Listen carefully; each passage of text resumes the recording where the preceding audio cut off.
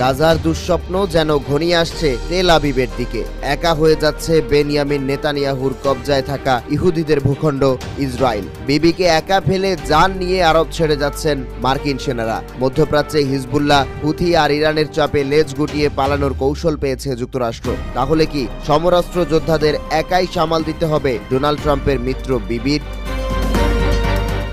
Benjamin নেতানিয়াহুর সঙ্গে হয়তো এমনটাই ঘটেছে। সিরিয়া ছেড়ে চলে যাচ্ছে মার্কিন 1000 সেনা, নিশ্চিত করেছে পশ্চিমা গণমাধ্যম। বর্তমানে আইসিসের উত্থান ঠেকাতে সেখানে রয়েছেন 2000 মার্কিন সেনা সদস্য প্রত্যাহার করে নেওয়ার এই নির্দেশ দিয়েছেন প্রতিরক্ষা মন্ত্রী পিট হেগসেথ। কিন্তু ভয় পেয়ে মার্কিন সেনারা মধ্যপ্রাচ্য ছাড়ছে নাকি সেনা সংকটে ছাড়ছে সে বিষয়টি স্পষ্ট নয়। তবে সেন্টকম জানিয়েছে মধ্যপ্রাচ্যের জলসীমায় তাদের উপস্থিতি থাকবে। এমন এক সময় সিরিয়া ছাড়ছে মার্কিন সেনারা যখন ইসরায়েলের প্রতিরক্ষা বাহিনী